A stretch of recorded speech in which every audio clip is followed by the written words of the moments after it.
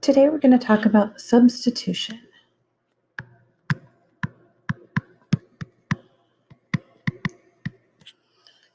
To substitute something is to replace it with something else. So we're going to talk about how that works.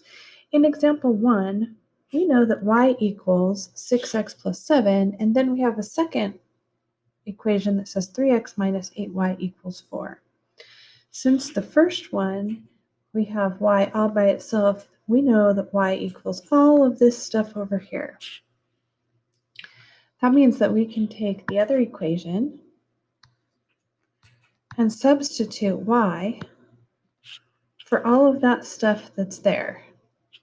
So we'll take that piece 6x plus 7 and replace the y with that.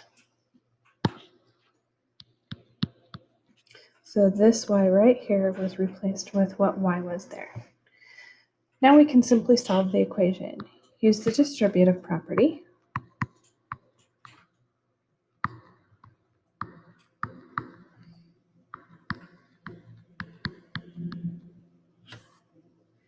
We're going to simplify on one side of the equation. So the 3x and the negative 48x go together to make negative 45x. We can add 56 to both sides of the equation, leaving us with a negative 45x equals 60. We're going to divide both sides by negative 45. And of course, our rule here is always going to be leave fractions as fractions unless it tells us otherwise. So we're just going to simplify this. And so both of those reduce to a negative 4/3. We did that by dividing the top and the bottom by 15. We have that x equals a negative 4/3. Now that we know what x is, we can simply go back to our original equation and plug in. You can use either equation. I'm going to use the first one. What x is, and we know that x was negative 4/3.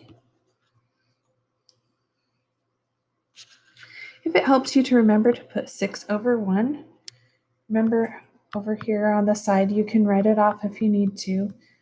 You can reduce that by saying 3 goes into 3 once and 3 goes into 6 twice, and then 2 times negative 4 is a negative 8/1, which means that that just simplifies to negative 8 plus 7,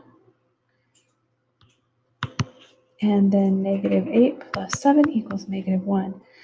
Now, remember we talked about in 4.1 that a solution to a system of equations is an ordered pair.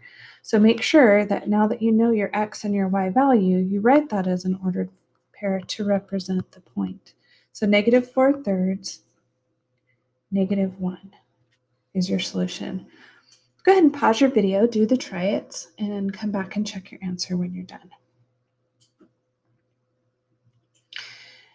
If you did the try it on your own, you can fast forward and check your answer at the end. If you're still struggling, go ahead and follow me as I work through this. This time x is by itself, so I'm going to substitute x for x. So I'm going to go ahead and write y plus 6 where that x was, and then plus y equals 10. Simplifying that, I get 2y plus 6 equals 10. Subtract 6 from both sides of the equation, I get 2y equals 4. Dividing both sides, I get 2. Y equals 2. I need to go back to my original equation, and I'm plugging in 2 where the y was, and x equals 2 plus 6, which is 8.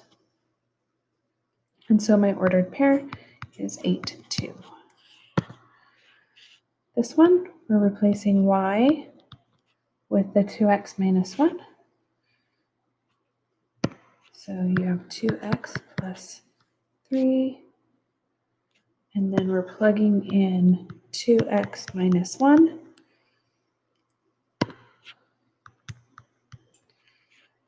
Using distributive property, I get 6x minus 3